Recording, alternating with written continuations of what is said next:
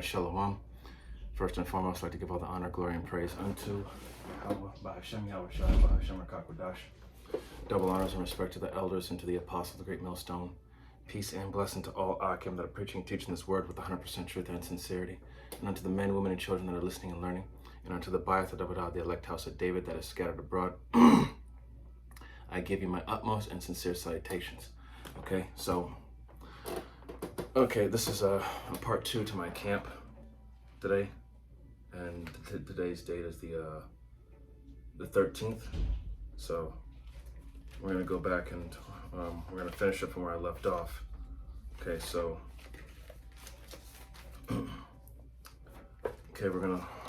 we left off on the book of Jeremiah, the 28th chapter, Jeremiah 28 verse 8, and it says, Jeremiah 28 and 8, and it says, the prophets that have been before me and before thee of old prophesied both against many countries and against great kingdoms of war and of evil and of pestilence. Okay, in fact, let me get a precept that goes with that in the book of Ephesians. It's going to be the book of Ephesians. Excuse me. Ephesians chapter 5, I think. Oh no, Ephesians chapter 6. Yes. Let me see here. Yep, Ephesians chapter 6, verse 12, and it says, for we wrestle not against flesh and blood, but against principalities, against powers, against the rulers of the darkness of this world, against spiritual wickedness in high places. Okay, so this is what we prophesy against, principalities. Okay, and against powers, against the rulers of darkness of this world, against spiritual wickedness in high places. Okay, all these dark demonic spiritual forces that are in high places, the wicked, and the fact that he prays with the left hand side, summoning demons to do the things that he wants to do, praying to these demonic spirits and causing havoc and misfortune upon the poor and needy. Okay, this is what we prophesied against back in ancient times and even to this day. Okay, now we're going to get the book of Matthew. It's going to be chapter 23. Matthew chapter 23, verse 34. And it says, wherefore, behold, I send unto you prophets and wise men and scribes, and some of them ye shall kill and crucify, and some of them shall ye scourge in your synagogues, in your courts, and persecute them from city to city. So some of the prophets are going to be martyrs for the testimony of the Lord Yahweh Shai. Okay? Some of us are going to be martyrs. Some of us are going to get beheaded. But roughly paraphrasing, blessed is he that oh gosh, I can't remember the script, but it's blessed to die for this truth. It's a blessing. I'll find that script later. Okay, so moving on, verse 35, that upon you may come all the righteous blood shed upon the earth, from the blood of righteous Abel unto the blood of Zacharias, son of Barachias, whom ye slew between the temple and the altar. 36, verily I say unto you, all these things shall come upon this generation. Verse 37, O Jerusalem, Jerusalem, thou that killest the prophets, and stonest them which are sent unto thee, how often would I have gathered thy children together, even as a hen gathereth her chickens under her wings, and ye would not. 38, behold, your house is left unto you desolate. 39, for I say unto you, ye shall not see me henceforth till ye shall say, blessed is he that cometh in the name of the Lord. Okay, so once again, some of us are, like I said earlier, when you come into this truth, this ministry, you have to know what you're involved in and know what it means and realize that if you keep up with this, you're going to be seen as, as an enemy to this society, public enemy, a terrorist or a threat or a national security threat or whatever. And ultimately you will be put into a prison and, put into let me get the script. Book of Revelations. Revelations chapter 2, verse 10. Fear none of those things which thou shalt suffer. Behold, the devil shall cast some of you into a prison, that ye may be tried, and ye shall have tribulation 10 days. Be thou faithful unto death, and I will give thee a crown of life. Okay? So this may happen. We may go through some shit. We're gonna, well, not may, but definitely we're gonna go through some hell if we be cast into, into a concentration or one of those FEMA camps that they already have set up. Okay, people who are not in the truth like we are, they're already talking about that shit. Things are gonna get really shaky. Okay. And that's when the Lord is going to try you, because he's going to see if you really are for him. And if you fold, then, what was putting all that time into this ministry for? It meant nothing, because you folded, you chickened out, you pussied out. As men, we are to stand firm for Yahweh B'Shem Yahshai till death. Okay, I'm going to get the book of Amos again. This is going to be chapter 5.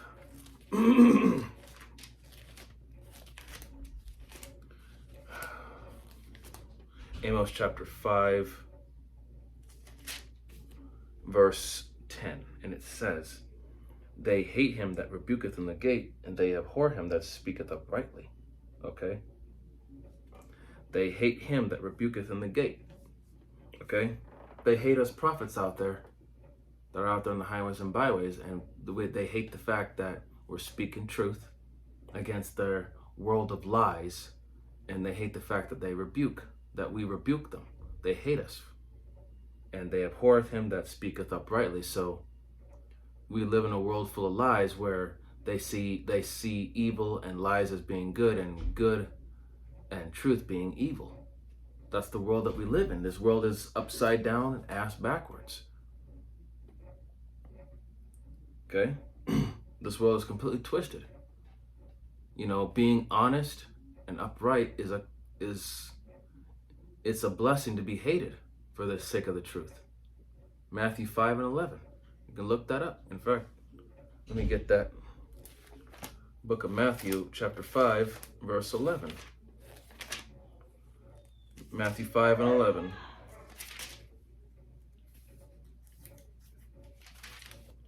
Matthew 5 and 11, and it says, blessed are ye when men shall revile you and persecute you, and shall say all manner of evil against you falsely for my sake. So, it's a blessing to be hated by this world, by this society, and its wicked ass people. To be persecuted and reviled, being seen as, and by their eyes, evil, disgusting, a liar, hated, and ultimately being imprisoned just because you're speaking truth.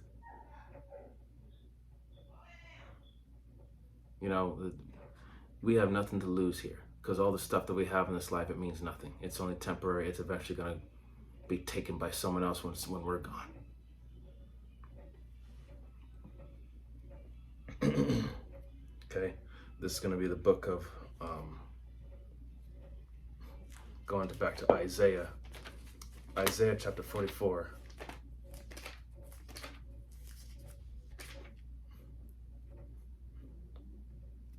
Isaiah 44, verse 1. Yet now hear, O Jacob, my servant, and Israel, whom I have chosen. Chosen. Jacob, Israel. Not everybody. Jacob, Israel. Whom I have chosen. Verse 2. Thus saith the Lord that made thee and formed thee from the womb, which will Help thee, fear not, O Jacob, my servant, and thou, Jezreel, whom I have chosen. Verse 3. For I will pour water upon him that is thirsty, and floods upon the dry ground. I will pour my spirit upon thy seed, and my blessing upon thine offspring. Verse 4. And they shall spring up as among the grass, and willows by the water courses. Verse 5. One shall say, I am the Lord's. Another shall call himself by the name of Jacob, and another shall subscribe with his hand unto the Lord, and surname himself by the name of Israel. Okay, verse 6. Thus saith the Lord, the King of Israel, and his Redeemer, the Lord of hosts. Excuse me. I am the first and I am the last, Alpha and Omega, the beginning and the end. And besides me there is no God. Verse 7. And who, as I, shall call and shall declare it, and set it in order for me, since I appointed the ancient people, and the things that are coming and shall come, let them show unto them. Okay? So let's go back and read that. Starting from verse 3. I will pour water upon him that is thirsty, and floods upon the dry ground. I will pour my spirit upon thy seed, and my blessing upon thine offspring. Okay? The water, the floods, and the spirit, which is this truth. This truth is the way to life. Remember, man shall not live by bread alone, but by the word. Okay? So, the blessing be upon, pour out the spirit upon thy seed, and my blessing upon thine offspring. Okay? You will be blessed, and so will your offspring. Okay? It is a blessing to have this. And, 2/3 of our people just don't see it. Us prophets, even though we're out there in the highways and byways, doing this not just for their sake, but to also work out our own salvation with fear and trembling, so that we, hopefully, Lord willing, that we have a spot for ourselves amongst the elect, if we are of the elect, if we've been preordained. Okay, now I'm going to drop down to verse 24. Isaiah chapter 44, verse 24. And it says, Thus saith the Lord thy Redeemer, and he that formed thee from the womb. I am the Lord that maketh all things, that stretcheth forth the heavens alone, that spreadeth abroad the earth by myself. 25. That frustrateth the tokens of the liars, and maketh diviners mad, that turneth wise men backward, and maketh their knowledge foolish. Verse 26. That confirmeth the word of his servant, and performeth the counsel of his messengers. That saith to Jerusalem, Thou shalt be inhabited, and to the cities of Judah, Ye shall be built, and I will raise up the decayed places thereof. Okay? So, once again, the ways of this world is foolishness to the Most High. Okay? That's why it said, He frustrated the tokens of the liars, and maketh diviners mad, and turneth wise men backward, and maketh their knowledge foolish. Okay?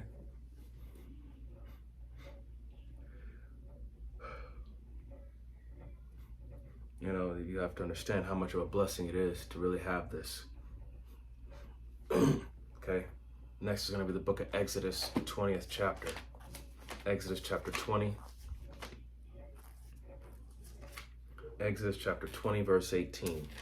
And it says, And all the people saw the thunderings, and the lightnings, and the noise of the trumpet, and the mountain smoking.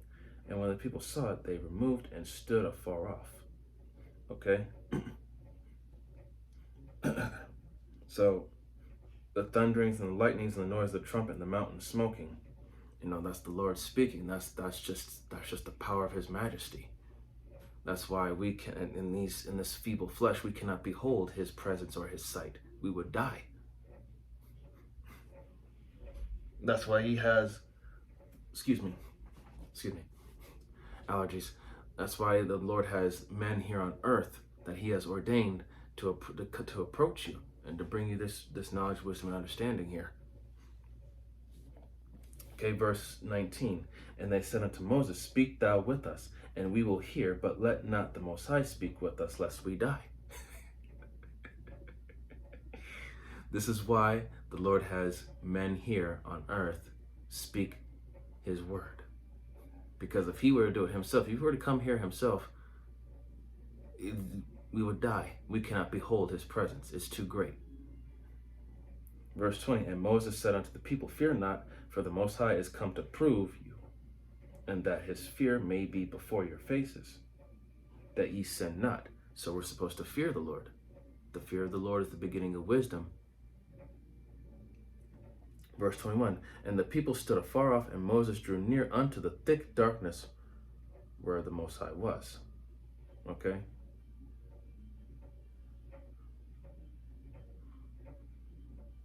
So, and another thing too, I'm going to get verse 22, and it says, and the Lord said unto Moses, thou shalt say unto the children of Israel, ye have seen that I have talked with you from heaven. Verse 23, ye shall not make with me gods of silver, neither shall ye make unto you gods of gold. Okay? So, thou shalt have no other gods before me. The first commandment, right? Now we're going to get the book of Proverbs. It's going to be the book of Proverbs, chapter 8, verse 4. And it says, unto you, O men, I call, and my voice is to the sons of man. Okay? Verse 5, O ye simple, understand wisdom, and ye fools, be ye of an understanding heart. Okay? To humble yourselves and to accept the truth. Be willing to be retaught all over again the right way. That way you can understand wisdom. Okay? Calling to the voices, and the voices, he calls, and my voice is to the sons of men. Okay? Israelites. Reawakening his men to come back and learn how it's supposed to be done all over again.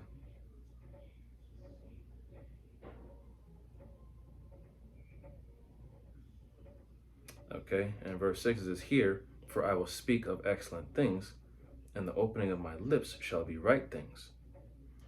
Verse 7, from my mouth shall speak truth, and wickedness is an abomination to my lips. Okay, nothing but truth and righteousness from Yahweh B'Shem Yahushai.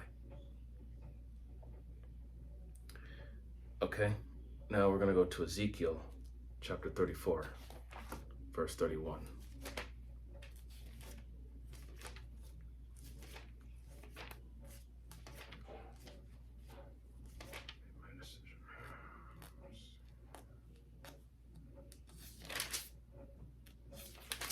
Ezekiel 34 and 31.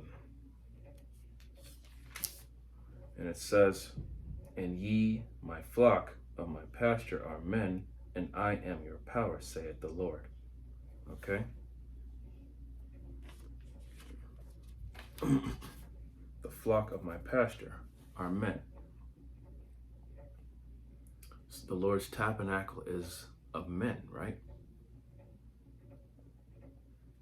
So that's pretty much making that plain and simple. And I'm going to go up to verse 30. And it says right here, thus shall they know that I am the Lord their power, and with them, and that they, even the house of Israel, are my people, saith the Lord Yahweh B'Shem Yahushai. Israel is the Lord's people, not everybody. Now I'm going to close out with this. All right. Revelation chapter 14, starting at verse 1. And it says, and I looked, and lo, a lamb stood on the Mount Zion, and with him 144,000, the elect, having his Father's name written in their foreheads. Verse 2, and I heard a voice from heaven as the voice of many waters, a powerful voice, a very powerful, masculine, and commanding voice. And as the voice of a great thunder, and I heard the voice of harpers, harping with their harps. Verse 3, and they sung as it were a new song before the throne, and before the four beasts, and the elders, and no man could learn that song but the 144,000 which were redeemed from the earth. Verse 4, these are they which were not defiled with women, for they are virgins. These are they which follow the Lamb whithersoever he goeth. These were redeemed from among men, being the firstfruits unto the power, and to the Lamb. And in their mouth was found no guile, for they are without fault before the throne of Yahweh. Verse 6, and I saw another angel fly in the midst of heaven, having the everlasting gospel, to preach unto them that dwell on the earth, and to every nation and kindred and tongue and people. Verse 7, saying with a loud voice, fear the Most High, and give glory to him, for the hour of his judgment is come, and worship him that made heaven and earth and the sea and the fountains of water. Verse 8, and there followed another angel, saying, Babylon is fallen, that great city, because she made all nations drunk of the wine of the wrath of her fornication, her confusion, her spiritual wickedness. And that's what America is. And if you can't see at this point that America is spiritually Babylon, Rome 2.0, Egypt, Sodom and Gomorrah, if you can't see that, then you're just lost in the sauce. Verse 9, and the third angel followed them, saying with a loud voice, if any man worship the beast in his image, and receive his charagma in his forehead or in his hand. Verse 10, then the same shall drink of the wine of the wrath of the Most High, which is poured out without mixture into the cup of his indignation, and he shall be tormented with fire and brimstone in the presence of the holy angels and in the presence of the Lamb, Yahweh Shai. Verse 11, and the smoke of their torment ascendeth up forever and ever, and they have no rest day or night, who worship the beast in his image, and whoso receiveth the charagma of his name. Verse 12, here is the patience of the saints. Here are they that keep the commandments of the Most High and the faith of Yahweh Shai. Okay? So if you take that RFID C-hip, you basically have just signed your death warrant. You're pretty much telling Yahweh Bashim Yahshai that you serve the God of this world, the devil. Esau Edom. You don't serve him. It's, there's no gray areas with the Lord. It's either you are with him or you are against him. There's no in between. There's no sidelines to sit off on where you can just sit there for a while until you can make your decision. You got to make a decision now. Well, you should have made your decision. Okay? So this is part 2 to my camp video today. Salakia, because the first part it was starting to get dark, and it was getting a little. I started a little late. I tried to get early, but not trying to make excuses. It's just it was a little hot outside, and I didn't want to be sweating out there. But I just got to start camp a little earlier, and from now on, Lord willing, that it be edifying, and that part 2 here will be edifying to the body and to those that are new coming in, listening and learning with all sincerity. With that, I would like to give all the honor, glory, and praise unto Yahweh, Bahashem, Yahweh Shai, Bahashem, Rakakwadash. Double honors and respect to the elders and to the apostle, the great millstone. Peace and blessing to all Akim that are preaching and teaching this word with 100% truth and sincerity. And unto the men, women, and children that are listening and learning, and unto the Baatha Dabadah, the elect house of David that is scattered abroad, I give you my utmost and sincere salutations. See you in the next lesson, Lord willing. Kwam Yasharala, Wa Abababal, Shalom, Barakatam.